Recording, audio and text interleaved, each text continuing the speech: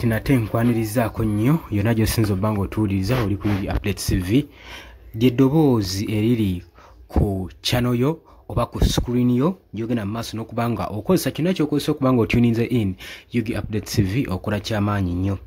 Muhoozi Kainerugaba anaabye ensonyi mu maaso ate olowooza tagenze mu maaso n'okudimandinga apology eri Eddie Mutwe olw'okumuta. Jjukira nti nno Eddie Mutwe yateereddwa. Naye kaakati Muhoozi Kainerugaba adimandinga apology eno olowooza agisaba ani era lwaki atutte obuvumu obwo bonna bonna ku byonna byonna bye yagenda mu maaso n'okukola ku bikolwa bye yatuusa ku Eddie Mutwe okubanga ate essaawa zino yasaba apology. Gulowooza kino kiki ekiri emabega wa kino? Oli ku UG Updates TV gwatannatweyungako nja kusaba kkirira wansi waliwo ekigambo subscribe kikoneko obeere nga otweyungako gwe mukwano gwange ali eyo ampuliriza. Oluvannyuma lwa Eddie Mutwe okuwambibwa n'abuzibwawo yalabiddwako nga liizingiddwa, naye Muhoozi Kainerugaba ye agamba nti newankubadde mwamutadde neetaaga apology. Muhoozi Kainerugaba Chief of Defence Force era nga tukimanyi bulungi nnyo mbu Senior Presidential Advisor mu Special Operations agenze maaso n'okubanja apology eri ekitongole kya Uganda Human Rights Commission ekikulirwa Mariam Wangadya chairperson waakyo. Oluvannyuma lwa Mariam Wangadya ono kigambibwa nti yakwata n'awandiika ebbankaluwa n'agisindikira Muhoozi Kainerugaba nga odalinga nti Eddie Mutwe abeere nga ateebwa mu bunnambiro owa National Unity Platform Head of Security. Ebbaluwa eno yatuuka bulungi nnyo ku Muhoozi Kainerugaba, naye Muhoozi Kainerugaba ngenda kukulaga bye yazzeemu oluvannyuma lw'okulisiivinga ebbaluwa eno. Ekyo kye kimu kino Ssennyonyi kye yali ayogerako ng'agezaako okuba nga questioninga George Juzi Speaker wa Parliament nti bw'oba aliyo abantu nga bo bali above the law bagende mu maaso n'obbagamba babateeke ku lisiti babategeeze eggwanga, ekyo nakyo tukimanye. Rather than okubeera n'abantu mu ggwanga nga bo beesirayo gwannaggamba nga amateeka tegabakwatako, awo muba temuli n'abantu era kitegeeza eggwanga liba teriri mu constitution. Constitution teyinza kubanga etwala ggwe ate oli n'emuleka emabega, tekiriiyo. Tujjukira bulungi nnyo mu Apuli w'omwezi guno ng'ennaku ng'ennaku z'omwezi 26 nga omwaka guno gwennyini gwe tulimu 2025 Wangadya yawandiikira Gen. Muhoozi Kainerugaba nga statinga ng'agamba Eddie Mutwe ng'amannya go ye Edward Rogers Sebuufu yafoosingibwa mu mbenyi bw'amateeka n'adetainingibwa. Leeta ng'egenda mu maaso n'okuba ng'ewooninga ebbaluwa yali egenda mu maaso n'okuba ng'ewooninga Muhoozi Kainerugaba nga bamugamba woolemu okuba ng'olirizinze Eddie Mutwe. Kino nno kijja kuleetera attempt charges okusinziira nga bayita mu article 52(1) eya constitution.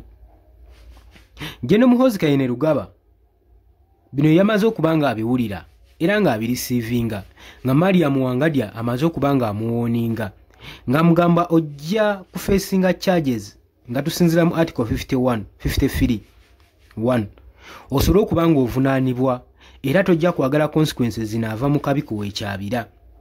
Yamugambako ng'omuntu ng'era omukulembeze w'ekibiina kya Human Rights Commission oba oli awo ku luno kino kyali kimuyinza obuzito ng'ali alina okuba ng'ayimirirawo ng'atekinga steps saako ne action ku kikolwa nga kino okulaga nti nno ministry ye nayo eri active. Wabula mu kusooka mu kuvayo yagamba nti ensonga agenda gikwatako naye yakwatako n'obwegendereza, kye kintu ekirina okukozesa okukwatibwako wisely so si emotional. Eyo statement ekulaga how respect n'okutya kwe balimu ku action gye baba bagenda okukola ku Muhoozi Kainerugaba. Twebuuza lwaki kyekino omu ku babaka kye yayogerako nti abantu bano singa babadde tebajjeyo kabaasa mabega nga n'abakulu bano babalaba bandibadde bakyalina ekitiibwa mu maaso gaabwe era bandibadde babatyamu, niye olw'okubanga enguzi efumbikidde buli kadde babassa obubaasa kati batuuka ekiseera nga ne gavumenti oba abantu bano tebakyabalabamu value. That's why ne Mariam Wangadya okuvaayo okuwandikira Muhoozi ebbaluwa alina kusooka kukukuta na kuteeseganya nnyo na kuyita mu followings ennyingi ennyo okusobola okulaba nga atuuse ebbaluwa eyo eri Gen. Muhoozi Kainerugaba noloze kiwachi yandibadde kiba ku muntu ali independent. In ministry number yetwandirowoozeza nti nno eri independent.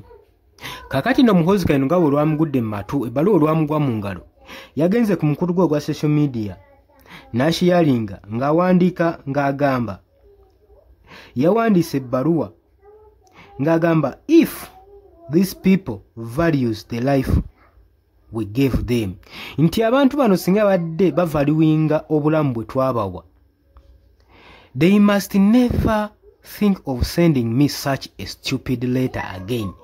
Nti bandibadde tebalowooza kuddamu kunsindikira kibaluwa nga kino mulundi mulala. Agamba ba Uganda Human Rights Commission Maria Muwangalya yamuwandikidde ebbaluwa nti singa badde bavaluwinga obulamu bwe babawa bwe balimu n'okweyagala ku ssente ze babawa abyatudde, bandibadde tebalowoozaako kubanga baddamu musindikira ebibaluwa nga bino. Era n'agamba this is their last warning, nti kwe kuno okulabula kwabwe okusemba, mbalabudde ogusemba, era I expect an apology, nti era kati wendi wano ndi mukulindirira bubaka buneetondera nga buva eri ekitongole ekya Uganda Human Rights Commission ewa Maria Muwangalya yennyini gwe njagala akulubeese ebbanka lubeeyo aginsindikire nga ndaga okwetondowa kwe mu bwangu. Okwatibwa kwa mutwe tukimanyi bulungi nnyo kulimu General Muhoozi Kayino Lugaba oluvannyuma lw'okupostinga ku mukutu gwa social media ng'agamba nti Eddie Mutwe yali amulina mu custody ze, era ba authorities oluvannyuma baliriizinga Eddie Mutwe era n'alabikako mu maaso ga kkooti e Masaka Grand 1 Magistrate. Ebyo twabimanya. Naye Abdul Kayizi yalabibwako nga ayingirawo mu salunika nga Mutwe astragolinga okutambula era n'asaba poliisi emuyambeko okuyingira courtroom. Ba prosecutor bamukyajinga Eddie Mutwe robbery and aggravated robbery nga bamugamba nti omusango guno gwekuusa mu in Majja Lwengo district. Negutwalibwamu abamu abasangibwa omwali Akirewo Kivumbi, Wakabi ne Gaddafi. Balooya ba Eddie Mutwe bagamba nti yafuna ebisago bingi nnyo nga bamukuba ng'ebiseera ebyo byali bamusibidde saako n'omukubisa amasannyalaze saako ne electro wires okukosa ne electro cables n'okutokyalinga okukosa n'omutokyalinga private parts emirundi 5 buli lunaku. Oluvannyuma lw'okuwulira charges kooti yamurimandinga mu Masaka prison. Kino nno kyateekawo mixed reaction kuba omuntu ng'oyo omulwadde ate omusindika mu kooti era nga bagamba tetumanyi kigenda mu maaso okubanga ba high ranking officers bagenda mu maaso n'okutagetinga ekibiina kya National Unity Platform naddala ba members baakyo saako n'abawagizi baakyo. Era kino kidrawinzewo tension okubanga General Muhoozi Kayino nga atakomye ne kwekyo ademandinga apology okuva eri Maria Muwangalya akulira Uganda Human Rights Commission. Kino kikulaga wa eggwanga weriraga wakati w'ekitongole ekikuumaddembe kya military saako ne Human Rights Commission olowooza gunaggwa gutya ng'omukwano gwange ali eyampuliriza. Njukira nti ono Muhoozi Kayino Lugaba alaga nti tewali kakiiko konna kayinza mukugirako kayinza mukwatako wabula ne Parliamentary Committee Board yamusomaningako n'emukoola ebamusamonalinga tiyalabikako.